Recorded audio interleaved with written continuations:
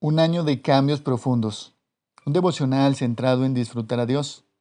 Tomado del libro de Nicolás Emilio Tranchini y otros hermanos. Marzo 27. Pero eso desagradó a Jonás en gran manera y se enojó. Jonás capítulo 4 versículo 1. Odio lo que tú amas, es lo que Jonás dice en nuestro pasaje. Dos versículos más adelante, el profeta redobla la apuesta y enfatiza su postura de forma aún más categórica. Esta es mi paráfrasis de lo que dice el versículo 3. Prefiero morir antes que verte perdonar a esos malditos asirios. Es muy obvio, ¿verdad? Jonás tiene un ídolo que no quiere soltar. ¿Qué es lo que Dios hace en el versículo siguiente? Activa su soberanía.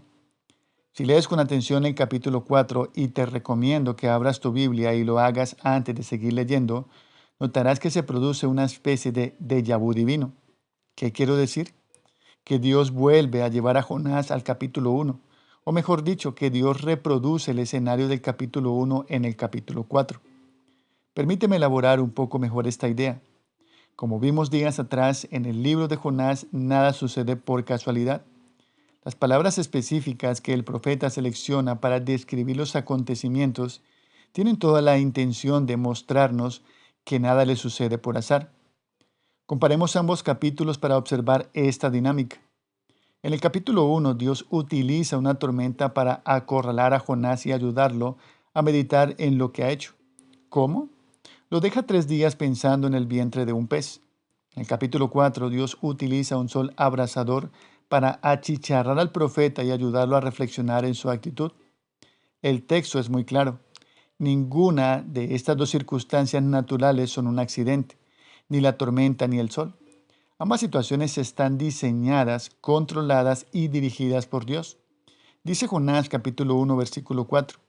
El Señor desató sobre el mar un fuerte viento. Dice Jonás capítulo 4 versículo 8.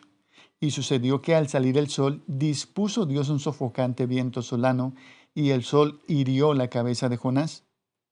¿Puedes ver el déjà vu divino?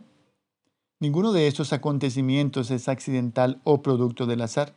Dios los dispone con toda intencionalidad. ¿Cómo funciona la soberanía de Dios? ¿Cómo se relaciona con nuestros cambios a nivel corazón? El texto nos muestra a Dios como una especie de ajedrecista cósmico que ordena estratégicamente todas las piezas en la vida de Jonás para que el profeta no pueda escaparse de la lección que Dios quiere enseñarle. ¿No ha aprendido la lección en el capítulo 1? No hay problema. Se puede repetir el intento en el capítulo 4. ¿No has notado esta clase de patrón en tu propia vida? ¿No te ha pasado que a veces el mismísimo cielo parece confabularse para hacerte vivir una y otra vez experiencias de injusticia o frustración que parecen reiterarse? ¿Será que Dios tiene una intención didáctica con ellas? ¿Será que como Jonás te está resistiendo? ¿Será que por esa resistencia a abrir las manos, Él tiene que permitir que vuelvas a experimentarlas? ¿Tienes tu Biblia abierta en el capítulo 4? Observa el texto. ¿Cuántas veces habla Dios en este capítulo? 2. ¿Qué dice Dios en ambas ocasiones? Exactamente lo mismo. En ambos casos repite la misma pregunta. Dice Jonás capítulo 4 versículo 4. ¿Tienes razón para enojarte?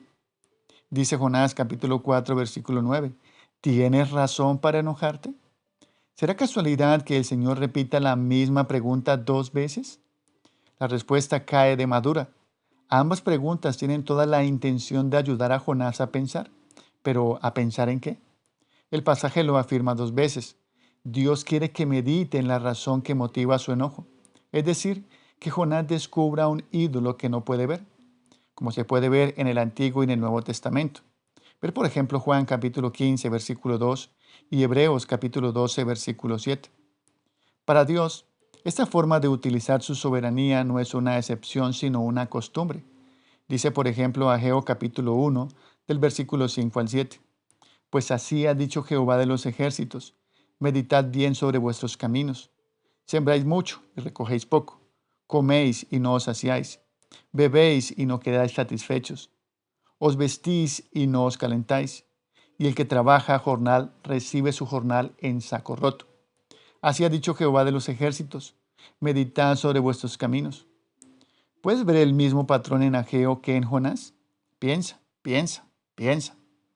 ¿Por qué será que ciertas cosas no salen como quiero? ¿Por qué será que Dios parece estar determinado a frustrar mis planes? ¿Por qué será que siempre me sucede lo mismo? ¿Habrá en mi corazón algún ídolo escondido que Él quiere mostrarme y yo me resisto a soltar? ¿Qué activa la disciplina de Dios? Una lección no aprendida. La Biblia es muy clara. Dios espera que conecte ciertas circunstancias normalmente dolorosas con su deseo de traer luz y transformarme. Sin embargo, como nos recuerda el autor de Hebreos, no te desanimes cuando eres disciplinado por Él. Su motor es el amor y su objetivo final es un cambio que te da verdadera vida. Ver, por ejemplo, Hebreos capítulo 12, del versículo 5 al 6. Para orar y meditar a lo largo del día. ¿Será que Dios quiere ayudarme a cambiar acorralándome con situaciones que yo quiero evitar? Él utiliza su soberanía para llevarme a vivir experiencias duras y confrontarme con ídolos que no puedo ver.